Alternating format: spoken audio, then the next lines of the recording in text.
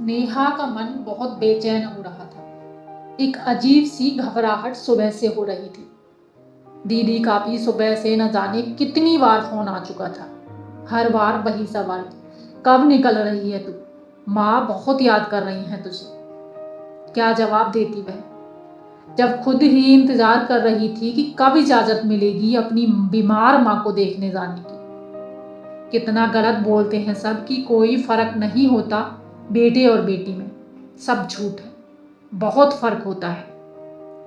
तभी तो तड़प रही हूँ आज अपनी माँ से मिलने को। अगर लड़का होती तो क्या इजाजत लेनी होती किसी से? नहीं ना। खुद से बातें करती नेहा बेचैन हो काम निपटाई जा रही थी। सबको पता था कि नेहा की माँ बीमार है, लेकिन किसी ने भी हाल नहीं पूछा था। पापा के जाने के बाद कितनी तकलीफों से पाला था नेहा और स्नेहा को उसकी माँ ने। उम्र कम थी माँ की जब पापा की मृत्यु हुई थी। नेहा के मामा नानू ने बहुत कहा था दूसरी शादी को, पर माँ नहीं मानी थी। पापा के ऑफिस में छोटी सी नौकरी लग गई और फिर वे तीनों एक दूसरे की दुनिया बन गए। जब तक नानू थे तो कोई ज्यादा परेशानी नहीं होती थी। उनके जाने के बाद मामा की अपनी जिम्मेदारियां थी, तो माँ ने उनसे मदद लेनी बंद कर दी। नेहा, स्नेहा और उनकी माँ खुश थे अपने छोटे से संसार में। सुनील माँ के ऑफिस में ही काम करते थे और माँ को पसंद थे। जल्दी ही स्नेहा और सुनील की शादी हो गई। स्नेहा खुश थी सुनील के साथ। नेहा के लिए रिश्ता उसके मामा लाए थे और अच्छा घर देख माँ ने शादी कर दी। माँ को अकेली छोड़ने का बिल्कुल मन नहीं था नेहा का। माँ, कैसे अकेली रहोगी तुम? मुझे नहीं करनी शादी। जब भी नेहा अपनी माँ से कहती तो माँ का जवाब होता, तू वहां खुश रहेगी तो मैं भी यहाँ खुश रहूंगी। और कौन सा तू दूर जा रही है? बस आधे घंटे का ही तो रास्ता है। मैंने फोन किया और तू सामने। उफ माँ, कितने गलत थे ना हम। आधे घंटे का सफर भी नहीं कर सकती थी अपनी इच्छा से। नेहा के ससुराल में कुल 4 लोग थे, सास ससुर, अविनाश और खुद नेहा। शुरू में तो सब ठीक ही लगा, पर धीरे धीरे समझ गई नेहा कि यहाँ कुछ भी अपनी मर्जी से नहीं कर सकती थी। भिंडी की सब्जी सूखी बनेगी या रसे वाली, ये भी अपनी मर्जी से नहीं कर सकती थी। सासू माँ नाराज हो जाती और खाना नहीं खाती। फिर घंटों अविनाश उन्हें मनाते और नेहा माफी मांगती रहती जब वो खाना खाती। नेहा का दिल करता कि कहीं भाग जाए इस जेल से। अविनाश प्यार करता था नेहा को, लेकिन माँ बाप के सामने उसके होठ सिल जाते, कुछ बोलता ही नहीं था।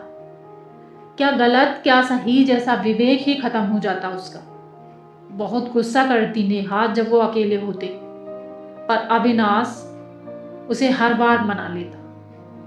इस बार माँ बहुत बीमार थी, जॉन्डिस हो गया था जो बहुत बढ़ गया। हॉस्पिटल में भर्ती कराना पड़ा। स्नेहा और सुनील थे उनके पास, लेकिन वो नेहा को याद कर रही थी। मम्मी जी, मेरी माँ की तबीयत ठीक नहीं है, मैं जाके मिल आती हूँ। सुबह जाके शाम को आ जाऊंगी। नेहा की बात सुनते ही उसकी सास ने मुंह बना लिया। देख, तेरे ससुर जी से पूछना पड़ेगा। अब रसोई की बात तो है नहीं कि मैं बता दूं या इजाजत दे दूं।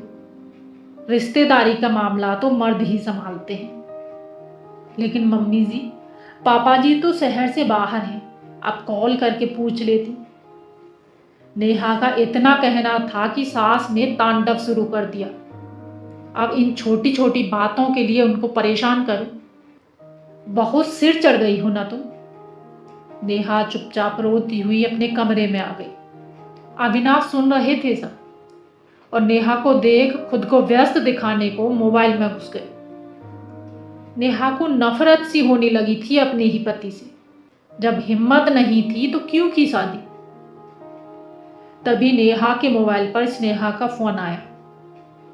अभी नेहा कुछ कहती कि स्नेहा ने कहा, नेहा, जितनी जल्दी हो हॉस्पिटल पहुंचो, माँ अंतिम सांसें गिन रही है। अपनी दीदी की बात सुन नेहा जड़ हो गई। अविनाश को देख नेहा ने कहा, मैं जा रही हूँ अपनी माँ से मिलने। आपको खबर कर दी मैंने और अब इजाजत नहीं लूंगी किसी की। ये कह नेहा निकल गई।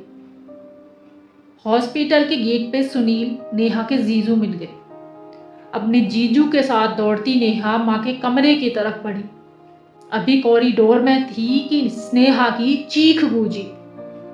हाथ में लिया सब कुछ फेंक नेहा भागी। देखा तो माँ जा चुकी थी और स्नेहा दीदी माँ से लिपटकर दहाड़े मारकर रो रही थी। स्नेहा वहीं बैठ गई, लुटी पिटी सी सिर्फ ताकती रह गई। खुद से नफरत हो गई नेहा को। जिनकी दिन रात सेवा की, गलतियां न होने पर माफी मांगती रही, उनसे एक इजाजत नहीं मिली अपनी मरती मां को देखने की। क्यों मैंने इजाजत का इंतजार किया, क्यों? खुद को कोसती रह गई नेहा। बाद में स्नेहा ने बताया कि मां अंतिम सांस तक नेहा नेहा रटती रही। अब कर भी क्या सकती थी नेहा, सिर्फ मां की तस्वीर को पकड़ माफी मांगती रही और रोती रहती। 13वीं में अविनाश आए थे अपने पिता के साथ। शायद स्नेहा के जीजू ने खबर कर दी थी। घर के बड़े होने के नाते अपनी जिम्मेदारी निभा दी थी। पूजा पाठ समाप्त होने के बाद अविनाश आए और नेहा को गले लगा रो पड़े, मुझे माफ कर दो नेहा। हिराकत भरी नजरों से नेहा ने अविनाश को देखा। किस किस बात की माफी मांगोगे अविनाश? बाकी बातें छोड़ो। मेरी मरती हुई मां से मिलने की इजाजत नहीं मिली मुझे। मैं पूछती हूं क्यों? मुझ में हिम्मत नहीं थी नेहा। बहुत खोट है मुझ में, मुझे पता है, लेकिन बहुत प्यार करता हूं तुमसे। घर चलो नेहा। अब तुम्हें कोई शिकायत का मौका नहीं दूंगा। मम्मी पापा से मैं बात करूंगा, उन्हें समझाऊंगा। मम्मी पापा को माफ कर दो नेहा। अविनाश ने नेहा से मिन्नतें की। नहीं अविनाश, मैंने फैसला कर लिया है कि मैं अब उस घर में नहीं जाऊंगी। वहां की दीवारें चीख चीख कर मुझे मेरी लाचारी बताएंगी। मेरी मरी हुई मां का चेहरा दिखेगा उन दीवारों पे मुझे। खुद को माफ नहीं किया मैंने आज तक कि क्यों इंतजार किया तुम्हारे घर वालों की इजाजत का, और तुम कहते हो कि तुम्हारे मम्मी पापा को माफ कर दूं। अगर तुम्हें मेरे साथ रहना है तो हम अलग रहेंगे। उस घर में मैं नहीं जाऊंगी।